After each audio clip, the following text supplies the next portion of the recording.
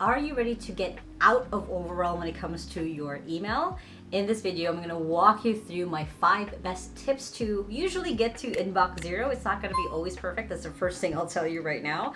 But to how to set up systems basically for you to be able to have just a little bit of less overwhelm when you open your email on a Monday basically. Now, I'm someone who can receive as little as 10 emails maybe a day, up to maybe 20 to 30 depending on the day, on whatever it is that I am doing or focusing on. If I'm launching a new business or just focus on my current one, whatever that looks like for me, it can be arranged. And luckily for me, I do have an amazing executive assistant who takes care of most of it. But before I get to her, I had to create the systems myself so then she can easily follow it based on my own preferences. Now, the first thing that I would say outright is just to go ahead and delete your subscriptions.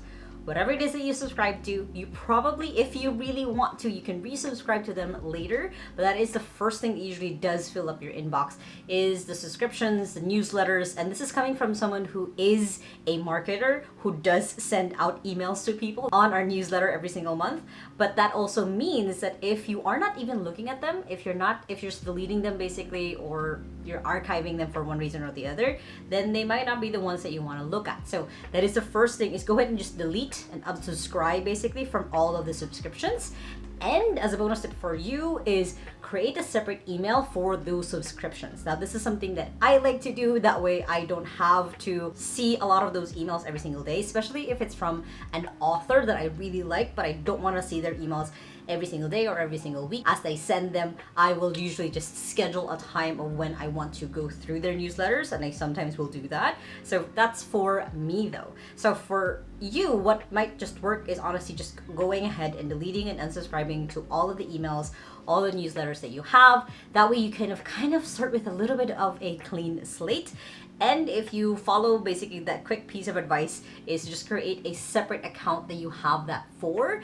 That way your inbox basically breathes a little bit easier. Second is go ahead and start deciding what's important. Now, what I mean by this is filtering out already things like your client emails, your leads emails, for example, any collaboration emails, that's what I usually get, or emails from my team. So anytime that it has this domain, for example, it is automatically filtered within Gmail, that it already creates a tag, so I know to look at those right away. I have separate inboxes based on what is important to me, and I have done other videos before more specifically on what that looks like, but this is just specific to just get you out of that overwhelm. Is decide what's important and start tagging and creating filters for them. Whether you're using Gmail or Outlook, you can start creating your folders or your categories on where those emails will fall into next. And of course, this is super helpful later on when you do have an executive assistant, because then they will learn what are your patterns and how you're usually already categorizing things, and they can easily follow those. Next is to never ever use your inbox as a to-do list. This is something I kept falling into, especially when I was just still managing my email myself, is I would leave an email on there thinking like, hey, when I have the time, I'll go back to it and I'll actually get done before I can respond to it. Don't do that. The moment you get an email, if you do need to do something for this person, put it into your to-do list and either just archive that, so of course you don't lose it, or this is painful, but just leave it on red, but then put it in a way where you can hide it and you don't have to see it, because you know that action needs to be taken before you can respond to that email. So whatever that could look like for you, again, for me, it's just easy, because whenever my assistant sees something that is an action needed, she will put it into my to-do list. But for you, as you're still doing it on your own, it might be that you just grab essentially the whole email, put it into your to-do list. I use Notion, and then be able to later on go back to it as it gets into your to-do list, and you can respond to it right away. As tempting as it is to just keep using your inbox as a to-do list, it's basically now a separate to-do list from your main one, and we definitely don't want to have that to happen. So again, inbox into your to-do list, not treating your inbox as a to-do list. Next is, as much as possible, schedule your response time. Now, I learned this long ago from a really good coach of mine, and he taught me basically to just check your email twice or even just once a day.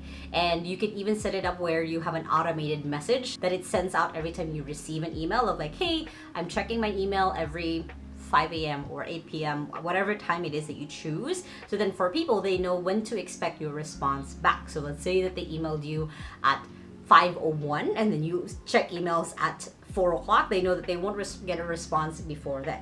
So it's kind of also just a little bit of expectation setting, and also at the same time, for you, for your own sanity, you don't always have your inbox basically open as a tab on your computer. You have a scheduled time of when you do check it. Now, the magical thing of it is, if you, for example, let's say you do only check it once a day, if you have an executive assistant, you can have them check thrice a day, and anytime something does pop up that's important enough, they can just send it to you or take care of it themselves. The importance of this being that you don't have to feel like you always have to check your inbox, because it's right there. You don't see the notifications as they come in. You have a little bit of more ease and not always in a fight or flight response if I should respond to this email or not. Next is, as much as possible, create and save templates for yourself. 7 times out of 10 probably you have emails that you have the same response to every single time, whether it's a client email, whether it's an inquiry email, whatever it is. It saves time. You just have templates saved up, whether you have it in a Google Doc or a Word doc, or it's in your actual Gmail. If you didn't know already, you can save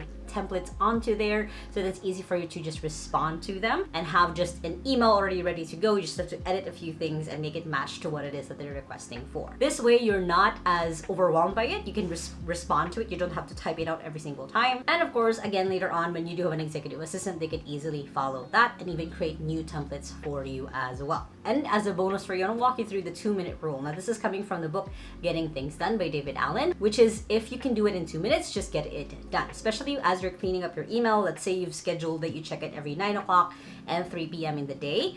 If you can respond to it within 2 minutes, just do it, get it done right there. Or if it takes longer than 2 minutes, that's when you add it into your to-do list. It's a quick and easy way to just remember, should I do this now or should I do this later, is just going through that so you don't lose your flow as you're cleaning up your emails. As sometimes happens where we're responding through emails, we get stuck on that one email, we're doing a bajillion things, and we don't get to the rest of the emails that we were supposed to clean up and go through. So the 2-minute rule basically just helps a little bit of alleviate a little bit of that stress when you're going through it. It was just like, can this be done in 2 minutes or less? I'll just get it done.